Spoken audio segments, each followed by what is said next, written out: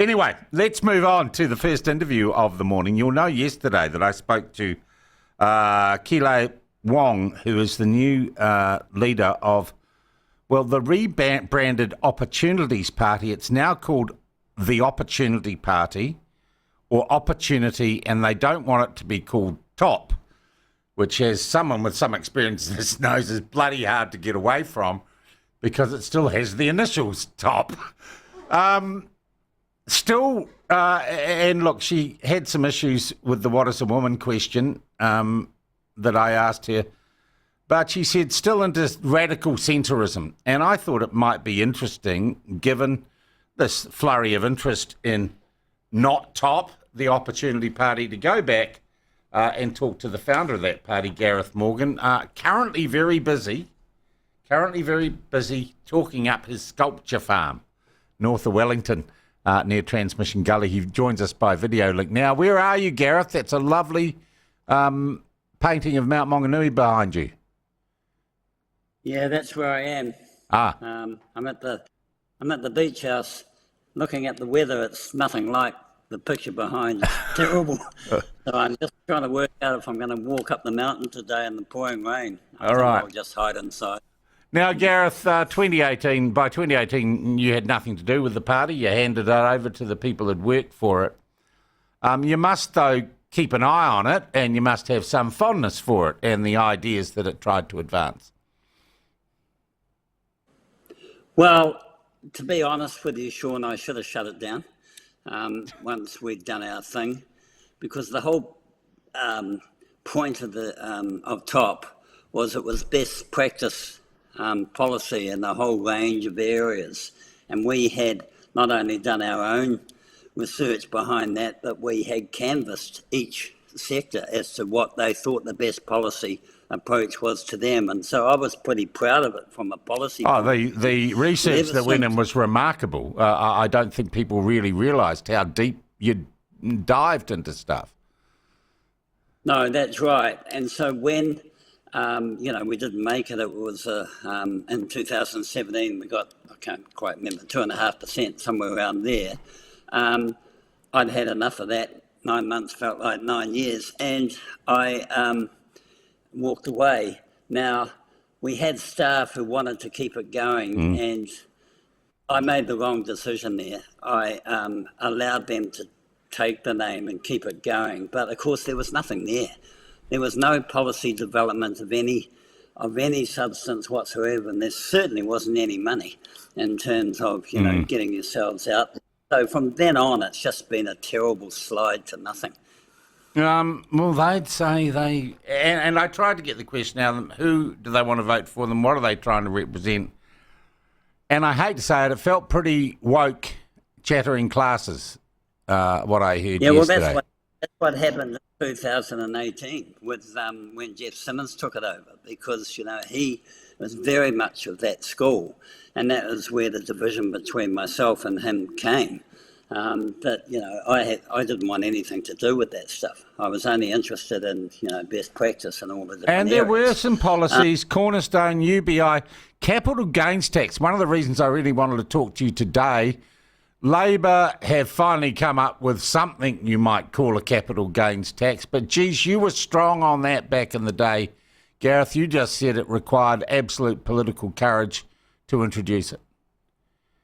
Well, let's be clear on that. I'm totally against the capital gains tax. What I was wanting to do was shut the loophole, the income tax loophole on owner-occupied property. Right. It has nothing to do with investment properties and all the rest of it. So they're using, and the successors in the TOP party talked about capital gains too. So immediately I knew they weren't on song in terms of what actually the policy was about. So, let me explain it very simply. If you've got $1 million, Sean, and you put it in the bank, you pay tax on the interest. If I've got $1 million and I put it in a house and get free rent, I don't pay tax on it. Yeah. There's the disparity. Yeah. And that's why I used to say I own 7 houses, no tenants, because they just make the carpets dirty. And I'm doing it because I know you're going to buy the next house to enjoy the biggest tax break. Come on. All right. It's pretty simple. So you don't think much of the rebrand, and of course there was also, let's be honest, Gareth, like no policy, even though the top party in 2017 didn't really have a policy on bloody cats either. It was just a stick that you got beaten with. And in fact, most councils in New Zealand now do have policies on controlling bloody feral cats because they're terrible on birds. But it looked to me like even, 8 years on, the parties that you paid for and set up is still desperately trying to say it's got nothing to do with you. Yeah, well, who are these people? I mean, nothing's talking about nothing. They just want to be in politics, which was the opposite of what I wanted, Sean. I'm interested in policy, not in bloody politics. So the fact that, the top party keeps coming up in the polls just shows you the power of a dead brand. It's unreal. All right, you still sound like you're following stuff and you're interested, though, Gareth. So, what do you make of where we're at right now, about a year out from an election? And what do you like and what you see in politics, and what do you think is crazy as hell?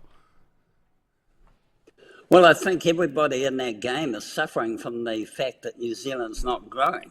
And the reason that New Zealand's not growing is because its population's no longer growing significantly. It was growing at up to 2% a year. That's a hell of a lot of fuel for the engine room for growth to be happening, Sean. But now all the immigration and stuff is reversed, and we're down to under 0.5% a year. As Paul Burnley says, the economy can't go anywhere unless it has population growth. I mean, when I was a kid, we had 3 million and it's up over 5. I mean, that's the real essence of this growth story in New Zealand, is population growth. So until we get that back, we ain't going anywhere, and neither's housing. All right, well, Luxon says ad infinitum. At the end of the day, what he can tell you is he's all about growth. We have Shane Jones saying we're going to open up our natural resources. We're going to drill, baby, drill, and mine, baby, mine. Is that the strategy that gets us back to growth? It might be necessary, but it's certainly not sufficient. And unless you get population growth, they're talking to increasingly in a vacuum. So we have to make New Zealand attractive. And of course, there's a bit of chicken and egg here when you've got New Zealanders like half the police force going overseas. We have got, people talk about this green shoots. We have got agriculture doing reasonably well. We now have tourism actually doing reasonably well. So you're starting to see bits of growth in the provincial towns. But it's a long time coming for the main cities. The main cities need population growth. All right. Do you think this coalition government's any good? Is it better than the Labor government beforehand? Well, I think it's a government for the times. I think the government beforehand was getting a bit out of control, to put it mildly. However, as you say, it's a coalition government, and with elections coming, they'll all be talking across each other. And that's the nature, isn't it, of MMP, is that the two big parties don't matter anywhere near as much as they used to. And it's those little bloody, fingerlings that really call the shots, like, dare I say it, the 100-year-old Winston Peters. You still got a grudge there. Well, you two couldn't have been more different as politicians. When you were a politician, Gareth, it was like oil and water, to be honest. But you must have some regard for his political rejuvenation. He's like Lazarus rising from the dead. Yeah, but again, I do. I have nothing but respect for that. I mean, talk about dead man walking. But again, my emphasis is the quality of policy, Sean. It always has been. And I think on that front, there's no party that is outstanding. The Business New Zealand are launching a campaign. It's kind of started this week, where they're asking the two major parties, and I think, in fact, they should ask all major parties, because there aren't just two anymore, as you've quite rightly observed, to get some baseline policy on regulation to stop the yin and yang on fundamental growth policies and actually have a national strategy on this that everyone in politics signs up to. Do you think that's what we need? We need to stop bickering and tinkering so that we can get the sort of growth that this country desperately needs. But the other thing, Sean, on that is they talk a big game, especially when they're running an election, but they don't actually do it.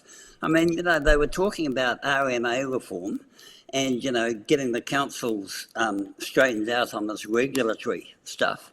And they've talked, but they've done nothing. I mean, I've done, whatever it is, 20, 30 resource consents over the last 6 years for the sculpture park. Yeah. It's been a bloody nightmare.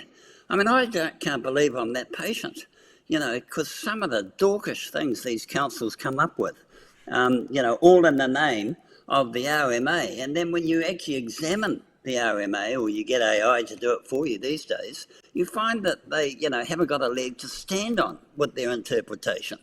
So it's that sort of clogging of the wheels by bureaucrats that I think is a major impediment for growth in New Zealand. And it's the uncertainty of the talk. It says, we're going to change this. And so people hold back on their investment plans waiting for the change. But the change never comes. Yeah. And they're on to another topic. Well, I guess we could talk about that in terms of mining and, the exploitation or the harnessing of our natural resources, Gareth. New Zealand first, quite clearly. As I said, Shane Jones, drill, baby, drill, mine, baby, mine. We've now got the Greens saying they would close down even existing mining rights and drilling rights. That's right. And why would anyone invest in a country where the rules could change that quickly?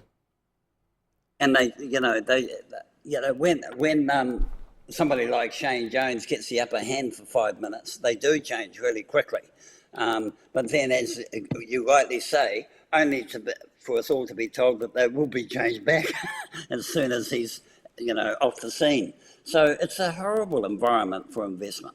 So I just don't invest here, really. I mean, I just use this as my lifestyle block. It's lovely. Now, the sculpture farm you mentioned, and I saw some stuff online of you talking about the sculpture farm, and it was art. I first want to address a terrible suggestion someone made to me, because I thought maybe you had a little bit of, was it Alan Gibbs has got one up north? You were just having a sculpture off with Alan Gibbs as to who could make the best sculpture farm. Is there any truth in the rumour that sculpture farms are a tax dodge for people like you? No, it's just a way to get rid of excess money and enjoy it on the way. It's nothing to do with tax. Okay.